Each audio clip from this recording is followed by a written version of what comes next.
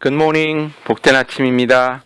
오늘 본문으로 주어진 에스겔서 20장은 꽤 기네요. 보통 다른 장의 2배 정도의 길이의 내용인데 출애굽 때부터의 이스라엘의 역사를 다루고 있습니다. 먼저 애굽 땅에서 이스라엘 백성들이 어떻게 하나님을 섬기지 않고 애굽 우상들을 섬겼는가가 나옵니다. 그럼에도 불구하고 하나님께서 하나님의 이름을 위하여 그들을 애굽 땅에서 이끌어내셨다고 기록합니다.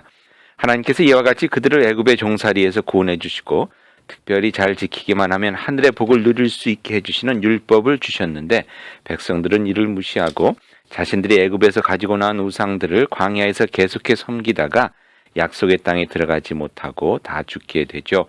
하지만 하나님께서 그 자비하심 가운데 그 2세들이 약속의 땅으로 들어갈 수 있도록 인도하시는데 그 2세들도 하나님께서 은혜를 주신 젖과 꿀이 흐르는 그 약속의 땅에서 하나님의 명령에 순종하지 않고 산과 나무에 절하고 제사를 드리며 하나님을 욕되게 하는 생활을 하다가 결국 심판을 받아 아시리아와 바벨론의 침공으로 뿔뿔이 잡혀가는 신세가 되었다는 것이 20장에 나와 있는 내용입니다.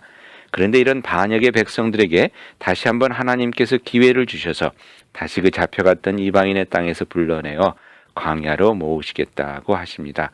거기서 그들을 막대기 아래로 지나가게 하여 즉 하나님의 심판의 잣대로 재어보셔서 하나님의 언약을 지킬 만한 사람들을 다시 추려 다시 약속의 땅으로 들여보내시겠다고 합니다. 그리고 그들을 통하여 다시금 하나님의 나라를 이루시겠다는 계획을 말씀해 주고 있습니다. 이러한 역사적 기술 속에 반복되는 말이 하나 있는데 그것은 내 이름을 위하여라는 것입니다. 백성들이 죄를 지을 때 그들의 죄악대로 벌하지 아니하시고 하나님의 이름을 위하여 자비를 베푸셨다는 것이죠.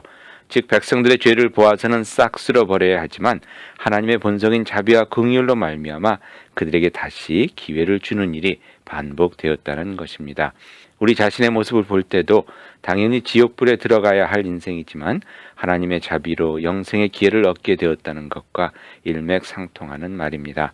그러고 보니 오늘도 우리가 잘나서가 아니라 하나님께서 그 자비하심과 긍휼 가운데 우리에게 허락하신 생명의 날임을 깨닫게 됩니다.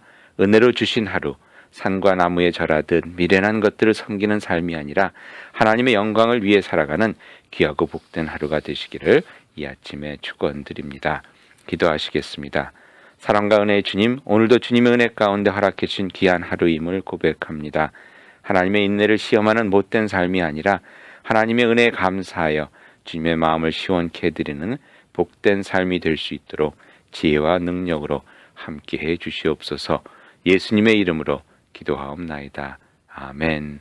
오늘도 은혜 가득한 하루 되시길 바랍니다.